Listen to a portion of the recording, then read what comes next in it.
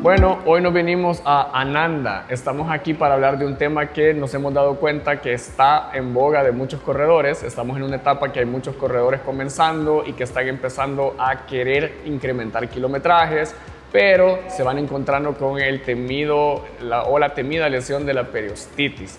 Y qué mejor que hablar con una experta. Entonces venimos hoy a hablar con Jessie para hacerle preguntas de un corredor hacia una profesional y que ella nos vaya aclarando en la medida de lo posible las dudas que traemos.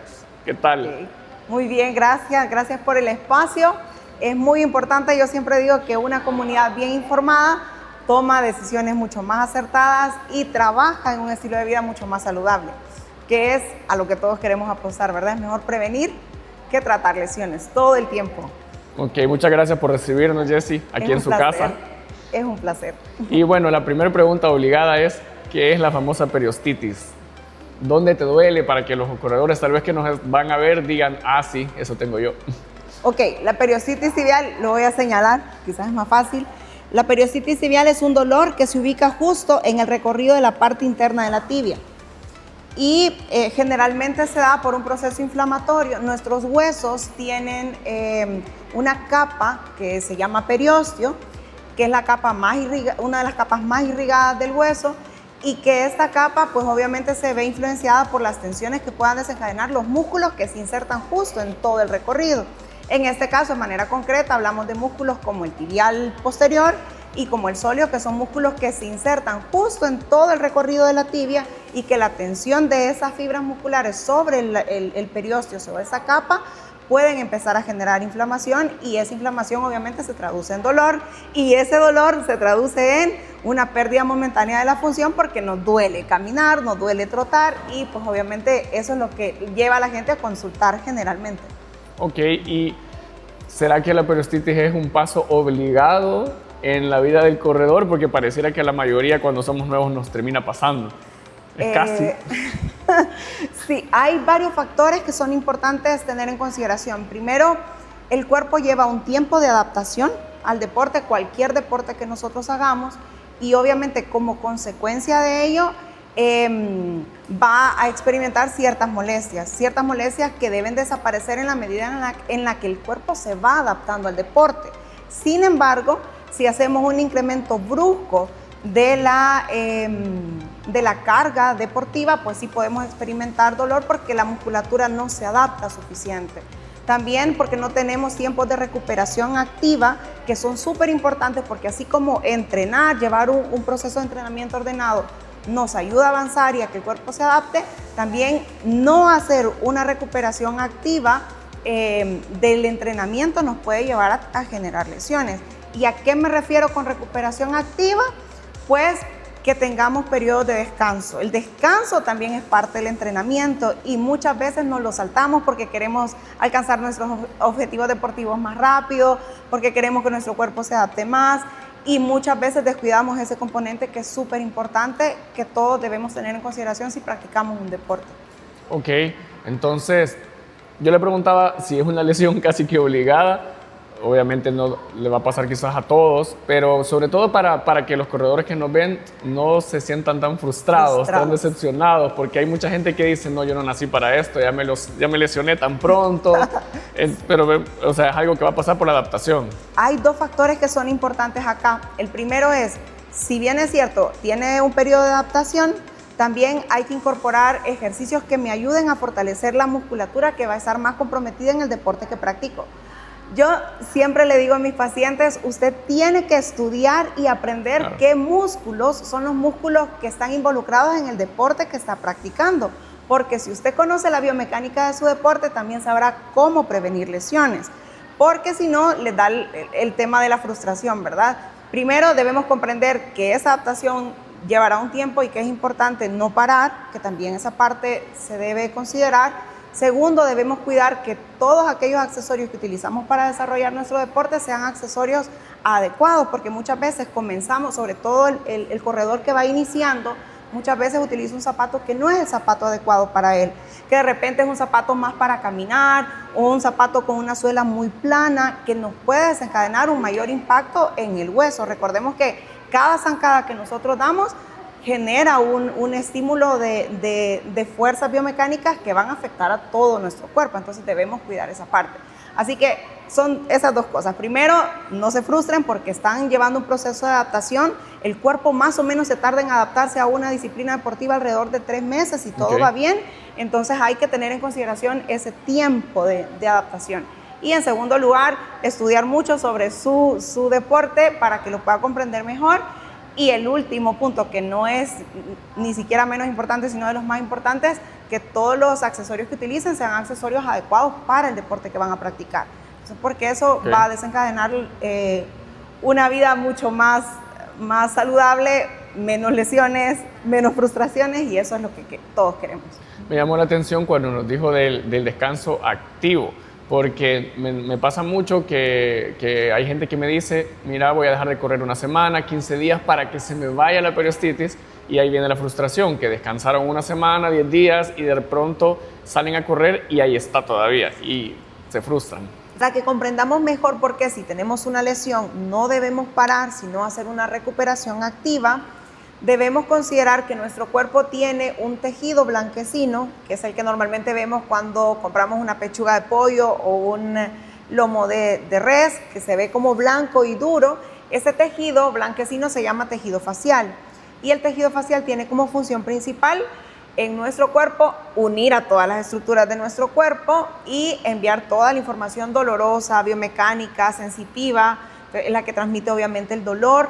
Y si este tejido facial entra en reposo, normalmente las capas que lo conforman, que hay una capa superficial y una profunda, tienden a adherirse y a veces engrosarse, y eso como consecuencia, por la falta de movimiento, hace que nuestro cuerpo, una vez quiera retornar a la actividad, esté todavía muy rígida, y eso desencadena dolor. Y ahí es donde dicen, aunque paré, sigo teniendo dolor. Claro, porque paramos y al parar el tejido se engrosó, y ese tejido, lejos de poder repararse, porque se repara de 2 maneras fundamentales, con movimiento y con masaje terapéutico. O sea, son las 2 modalidades con las que se ha comprobado científicamente que puede recuperarse.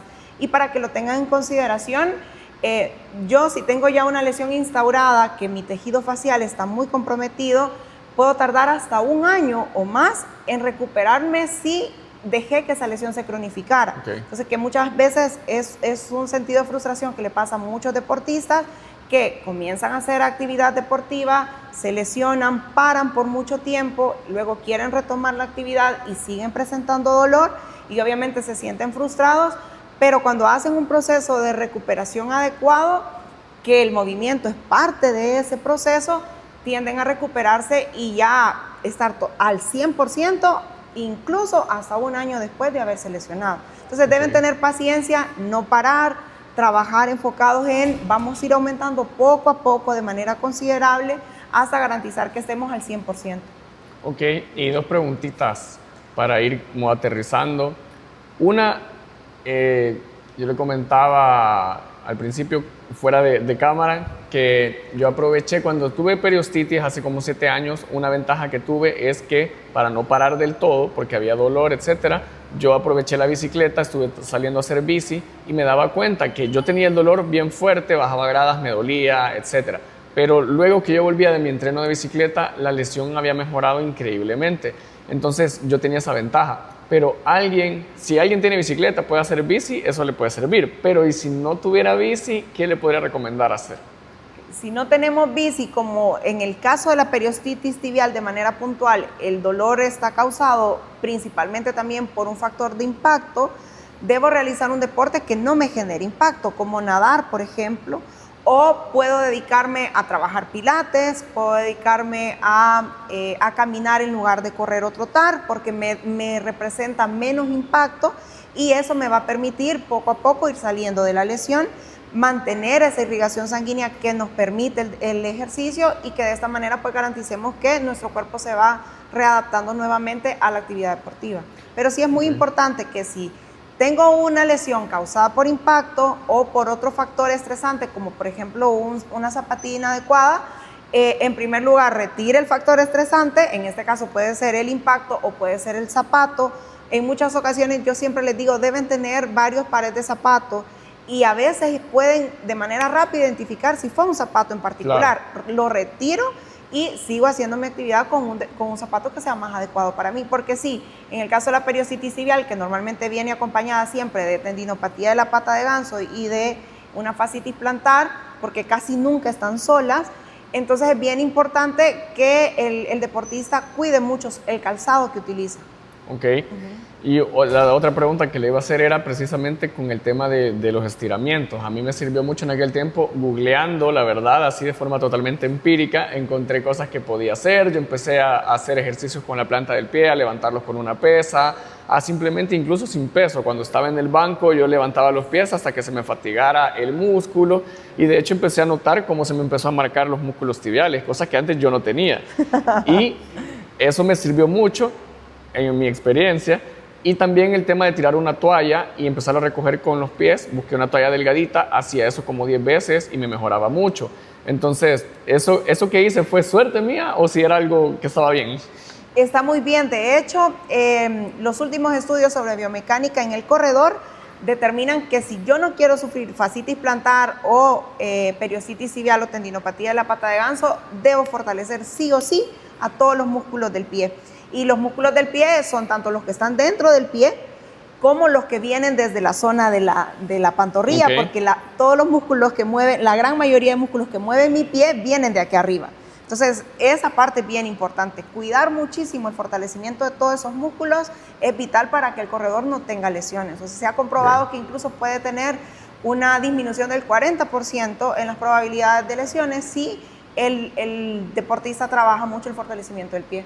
Ok, y lo último que le voy a preguntar, antes que veamos algunos ejercicios, pero precisamente es que hay gente que practica yoga y sin tirar hate ni nada, a mí me encantan los yogis, mi esposa es yogi, pero yo he visto gente que nos dice, no, yo no me preocupo mucho por estirar después de correr porque es runner y es yogi, sin embargo se siguen lesionando. Ellos creen que ir a una clase de yoga ya vienen relajaditos y ya no tienen por qué hacer estiramiento como los mortales que no hacemos yoga. Sí suele pasar. Creo que a veces lo que sucede es que hay cierta musculatura que es más propensa a lesionarse y en el caso, por ejemplo, de los yogis, deben recordar siempre que el running en particular es un deporte en el que no tenemos un estiramiento total de la rodilla al correr. O sea, siempre tenemos un rango, se le llama rango intermedio en fisioterapia, ¿verdad? Okay. Y eso es bien importante destacarlo porque la gran mayoría de corredores tienen retracciones de los músculos de la parte posterior del muslo. Entonces, sí es necesario después de correr, después de entrenar, estirar a los isquiotibiales. Así yo practiqué yoga, ¿verdad? Okay. Esa parte es bien importante porque recordemos que hay una memoria cinética que debemos cuidar y pues en este caso pues el músculo, los isquiotibiales trabajan muchísimo en el corredor. De hecho el corredor, su mayor punto de quiebre es que los isquiotibiales son músculos que están siempre en acortamiento, entonces deben cuidar esa parte. Ok. Y bueno, lo mejor siempre va a ser que consulten con un profesional, pero le vamos a molestar hoy si nos puede dar una herramienta, dos, algo que la gente podría hacer en su casa si ya está teniendo esta lesión para tener un poquito de alivio. Sí, vamos a aprender dos cosas fundamentales. Primero, que debemos estirar sí o sí al sóleo. El sóleo es un músculo clave en el corredor porque es el que nos permite mantener la base de nuestro centro de gravedad adecuado al momento de correr. Y como nosotros siempre vamos en impulso y este músculo se encarga de mantener esa estabilidad en impulso, debemos estirarlo siempre si queremos prevenir periositis tibial. Okay.